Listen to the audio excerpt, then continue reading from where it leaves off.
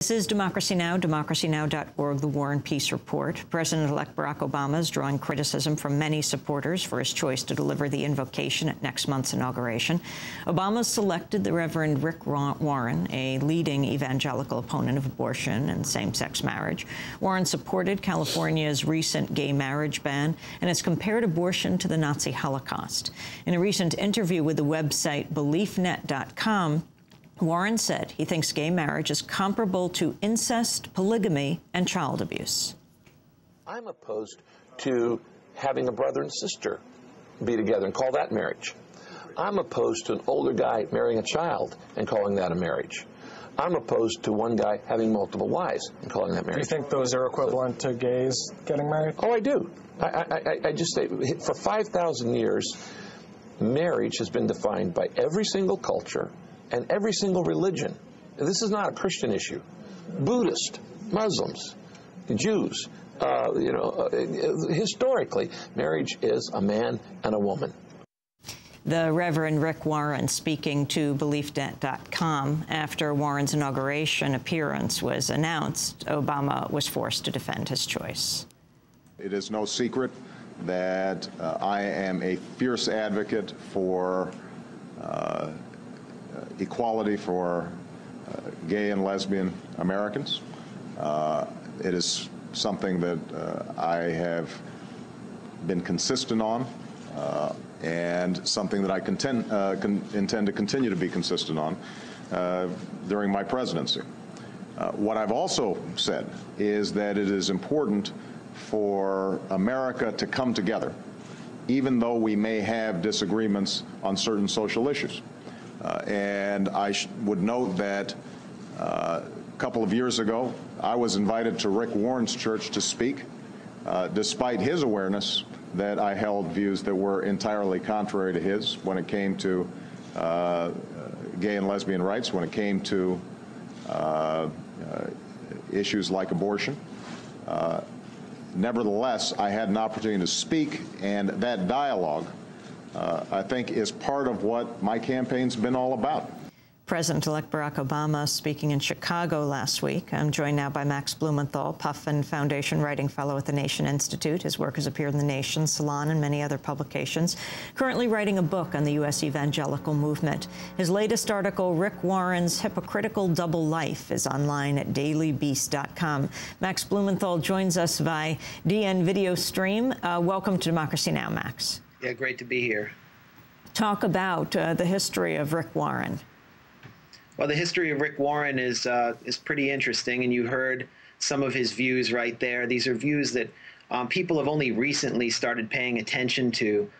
Prior to this controversy, Rick Warren was, proffered by the media as the voice of the new evangelical movement, which embraces environmentalism and fights poverty and is going to move beyond the old hobgoblins of the Christian right and the old, draconian figures of the Christian right, like James Dobson and Pat Robertson. Rick Warren was supposed to be the pioneer of this new movement.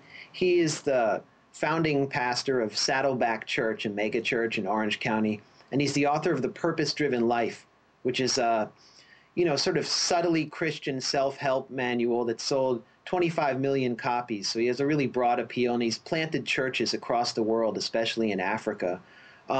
And because, the media has expected evangelicals, especially conservative evangelicals, to be draconian and retrograde, they've made a hero out of Rick Warren without looking at who he really is and what he really believes. Nicholas Kristof from the New York Times, for example, has called Rick Warren an evangelical liberals can love.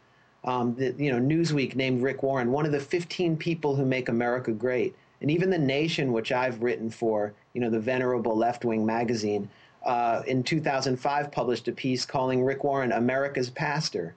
He wears a Hawaiian shirt. He looks like a big teddy bear. He doesn't holler or hector. He speaks in a ponderous tone. And he does seem to genuinely care about the environment and care about poverty. It's not clear what he's actually done. And he's been pumped up by a small group of Democratic consultants who urged Barack Obama first to go to his church and speak with him, and then to participate in a debate this August that was broadcast by CNN, the Saddleback Forum, where Rick Warren essentially got to interview both candidates sequentially, John McCain and Barack Obama, on the issues and serve as the national minister. The debate went really badly for Obama because Rick Warren asked him a trick question about abortion. When does a baby get human rights? Barack Obama couldn't answer it. Soon after, he was attacked by right-wing radio hosts for his answer because he said, this question is above my pay grade. And Rick Warren even went on a conservative radio show and, chuckled about Obama's response and kind of lightly mocked him. So the real Rick Warren is someone who fights the culture war with a velvet glove. He's a religious right figure who's figured out a new strategy to move into a Democratic post-Bush era and still hold influence. He freely admitted to a reporter from the Wall Street Journal that the principal difference, the only difference between him and James Dobson is a matter of tone. And when I called Rick Warren's PR handlers, the people that are responsible for making him into this major national figure from Larry A. Ross Communications, they kind of laughed at the idea that he was America's pastor. They said he's consistent with what the Bible teaches. He's not trying to be America's pastor or whatever. So Rick Warren openly backed Proposition 8 in California last November. This November, he did so in the terms that you heard him speaking to Stephen Waldman, essentially saying that 2% of our population, the homosexual population, was trying to dictate to the rest of us, which is a really demagogic thing to say. He told that to his congregation, and he's backed every anti-gay proposition that's come down the pike in California in the last 10 years, including Proposition 22, which laid the groundwork for Proposition 8. He joined up with James Dobson and Charles Colson and Tony Perkins and these people to do this. Beyond that, he compares pro-choice advocates to Holocaust deniers. He recently was interviewed by Sean Hannity, and Sean Hannity asked him, should we attack Iran? And Rick Warren said, well, it's our God-given obligation to take out evildoers. He has recently scrubbed material from his website claiming that man walked the earth with dinosaurs, basically that history is one big Flintstones episode. He will not allow homosexuals to be members of his church, and he recently scrubbed that from his website. So it's just interesting to me that people are finally paying attention to this after Rick Warren has never tried to hide his views. He's never really gamed the media. It's just that progressives have finally drawn the line where Barack Obama has not. You write about Rick Warren saying he doesn't feel that, politics and religion should be mixed. But you also talk about how in the last days of the presidential race of Bush's 2004 re-election bid, Warren sent an urgent blast email to hundreds of thousands of evangelicals insisting they base their votes on 5 non-negotiable issues: abortion, stem cell research, gay marriage, human cloning, and euthanasia. Right, and this is before Rick Warren became a member of the One campaign, before, the media had began puffing him, and before, Democratic consultants like Mara Vanderslice, who ran a sort of Christian front group for Obama called Matthew 25, self-proclaimed progressive evangelicals in the media like Amy Sullivan began presenting him as one of the new evangelicals who was going to take us beyond the Christian right. But the evidence was there that Rick Warren had sort of insidiously backed George W. Bush by saying that pastors had to vote and urge their congregations to vote on issues like abortion and homosexuality. If you vote on those issues and you say that those issues are non-negotiable, then of course you're going to vote for George W. Bush, and of course you're going to back the Republicans for Congress.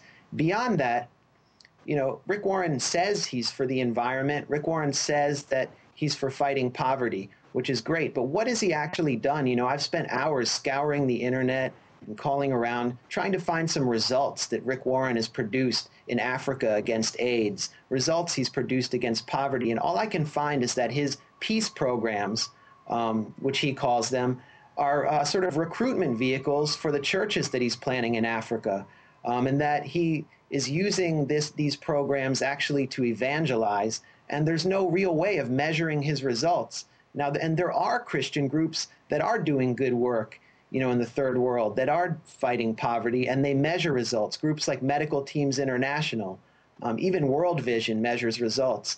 But we have no way of knowing what Rick Warren is doing. It looks to me like he's going around to the Aspen Institute and to these big elite festivals and telling people who expect evangelicals to be retrograde and who expect evangelicals to be draconian that he's doing something different. And he speaks the language that people want to hear in the media manufactured age of post-partisanship.